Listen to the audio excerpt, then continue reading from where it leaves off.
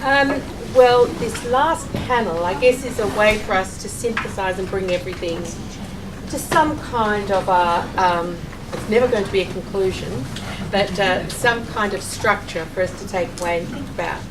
And the topic that we have is exploring the connections between professional practice and concepts of culture and identity. And we've all explored all aspects of those three terms in so many different ways. It's been fascinating. So we have here today on the panel our keynote speakers with Rainer Winter and also Monica Nerland, right? And Bill Green, and then people that held roundtable forums at the very beginning to get us actively engaged and thinking. And for that we had Professor Joy Higgs, Professor Nita Cherry, and Dr. Calvin Smith. So what I'm going to do first of all is to ask our roundtable people to capture for us the essence of what went on in your roundtable, and then I'm going to ask the keynote speakers and to generally respond to those ideas that are coming up and where this leads your thinking in hearing it, to disturb your thinking a little further. Yeah. I'm very disturbed. All right. So I'm going to ask Nita first to disturb it a little further. Well, in fact, I was very taken by the phrases that you used this morning when you said that there are, that there are words and ideas that can capture us, and words like identity, words like culture, that can, what was your phrase? They can capture us and they can, I don't think you said quite seduce us, but we can sort of get caught up in them. Yeah, that sort of idea. And in the conversation that we had, it was really essentially about, well, how does culture itself capture us as an idea?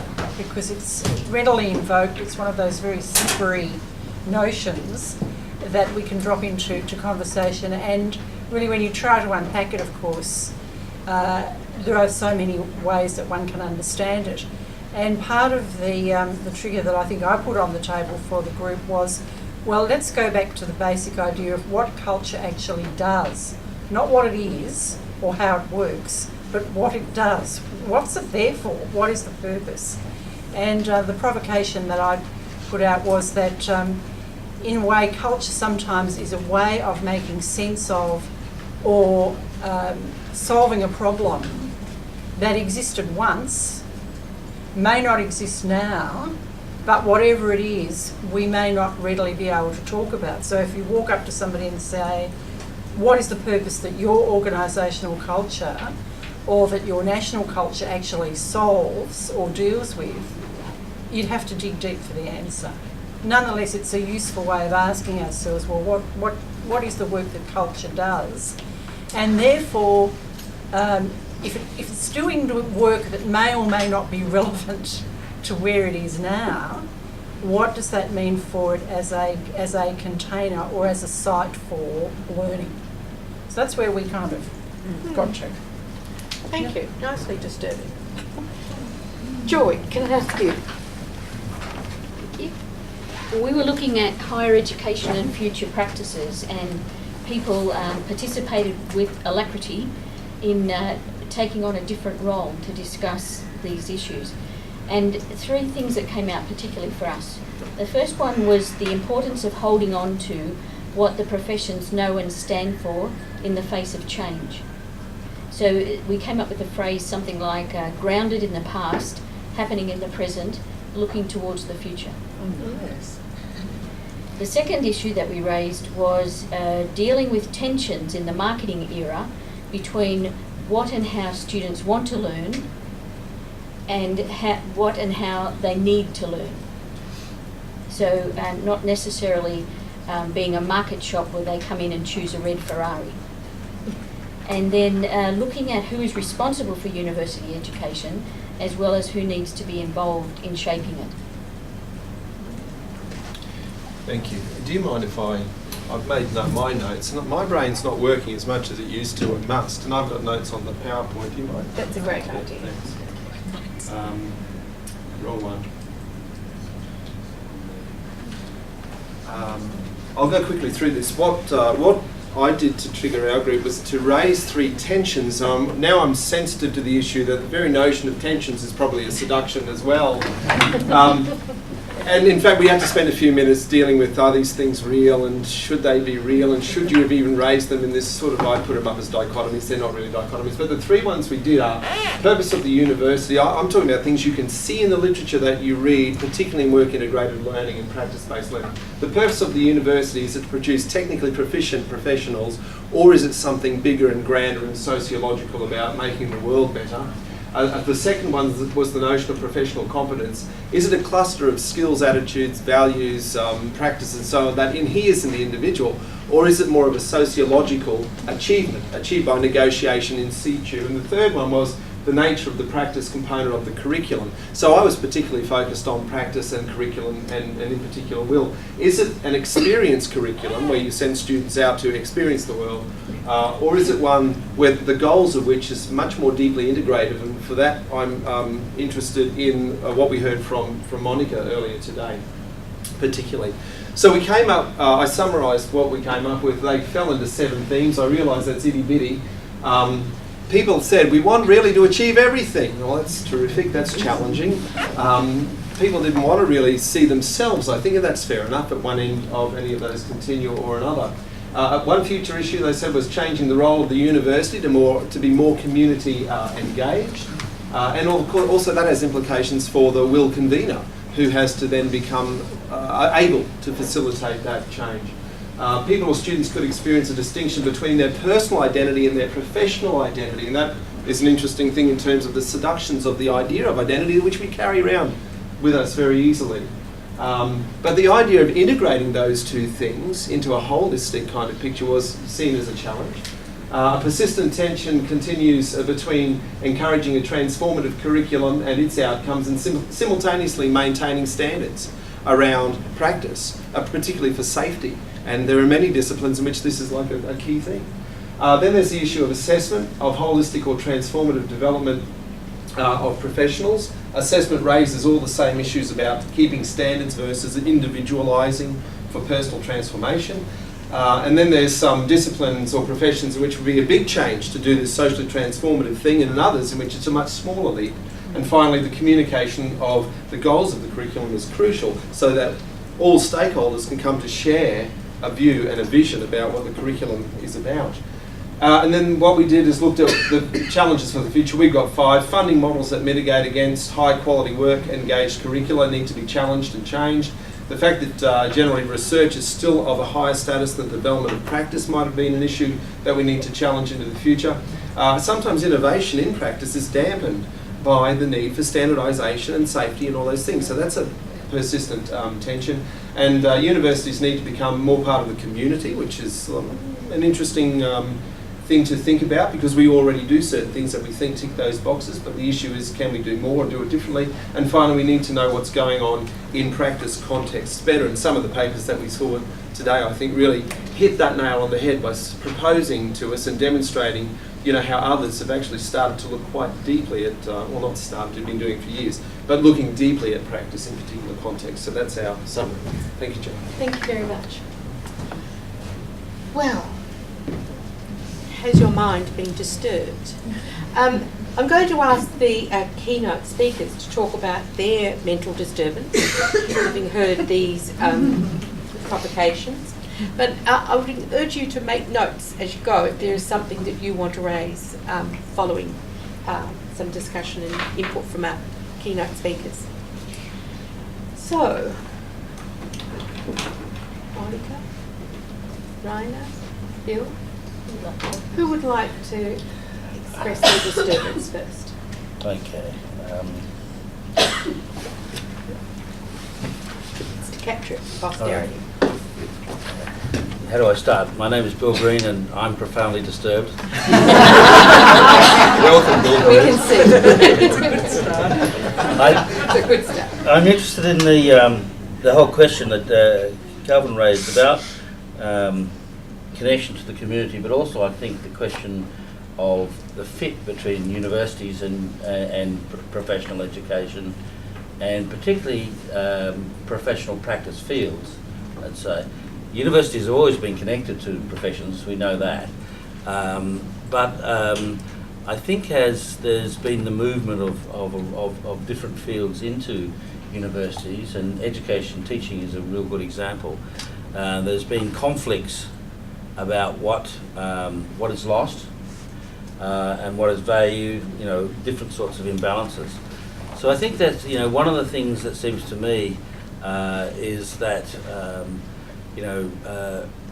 what might be called the notion of practice epistemologies, for instance, recognised as a legitimate form of knowing and connected to legitimate and powerful forms of research.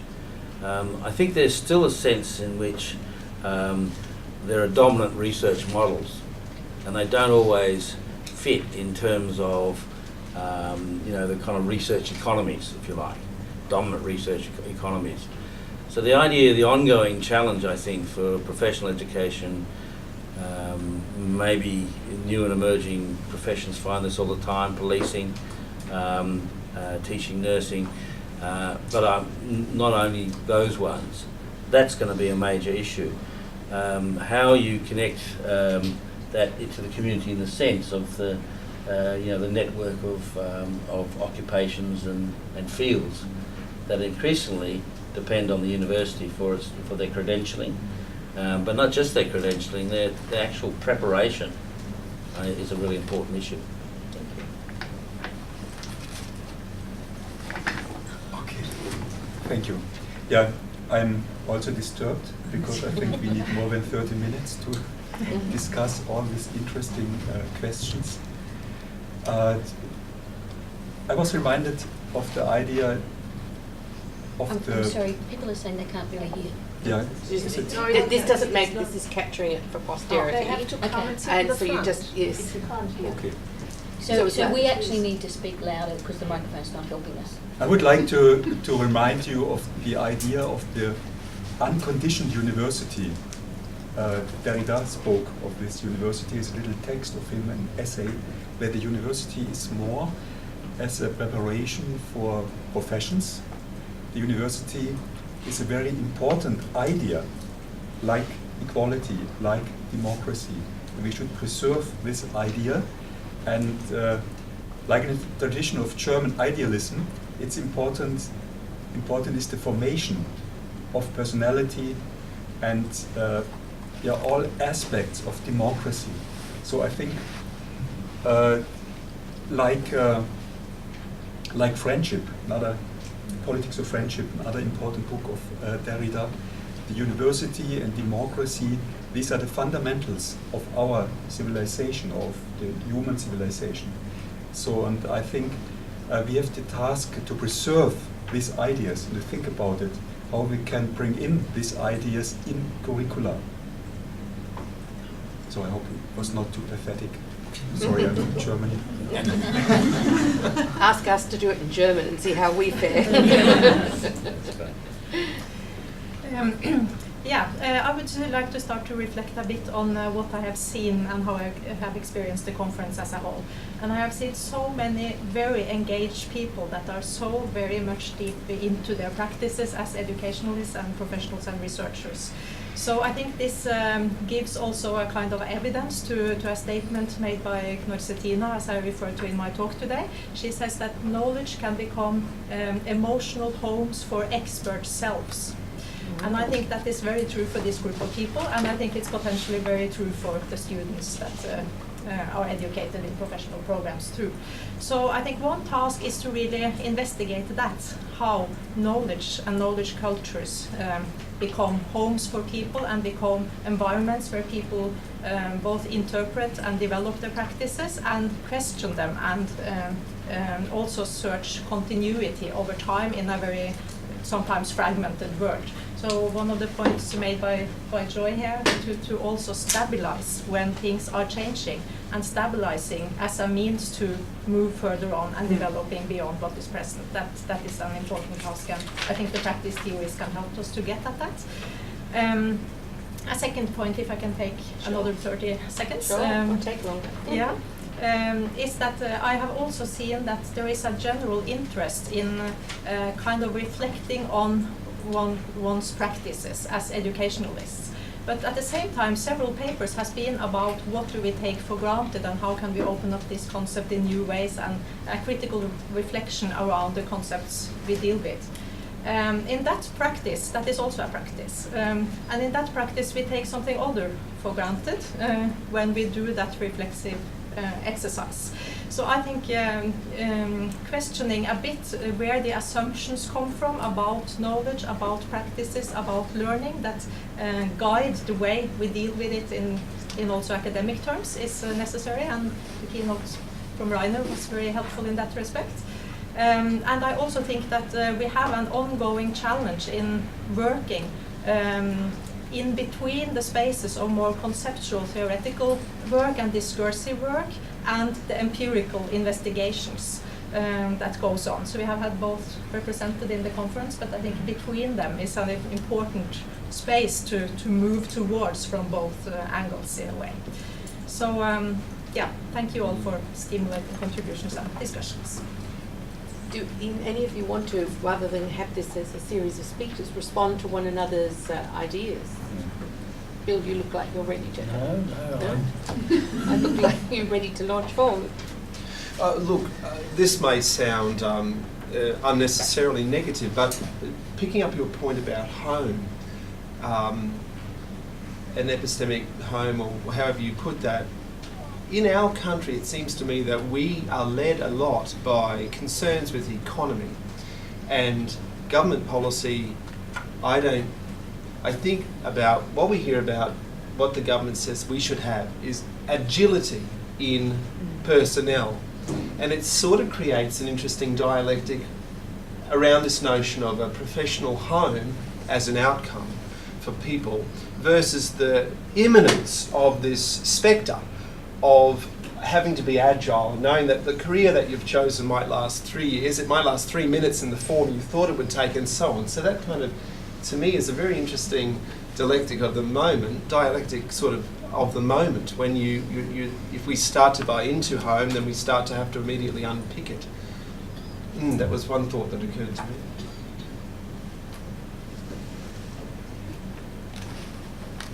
I think it might be connecting to the notion of home, because in a way, what is a milieu for these kinds of conversations? One of the things that strikes me is that the range of groups here, the range of fields, and it seems to me it's pretty rare. Monica was talking about the importance of comparative work. And some of her research has done that. That's something that we were very keen on with Ripple in earlier phases, comparative different practice fields. Because there is a tendency for silos, whether it's in departments, whether it's in disciplines, whether it's in buildings, to have the conversations across borders is very, very important. You've got to have a base to be able to make that kind of talk. So one of the things that I want to take from today, from the summit is a renewed commitment to comparative research and collaborative research. Conversations across boundaries is really, really important, and it's practically powerful as much as anything else. Could I just make a comment on that? I actually work in a faculty of business, and we don't have a faculty of education in the university that I belong to. I'm Professor of Leadership in that faculty, and I'm increasingly asked by my dean to make sure that when I publish in codes that will count and give us some coherence in our research focus around business. That is extraordinarily difficult for me to do, and leads me now to question where I belong. I don't think I'm the only person in the only university in Australia being asked that question or being given that reminder.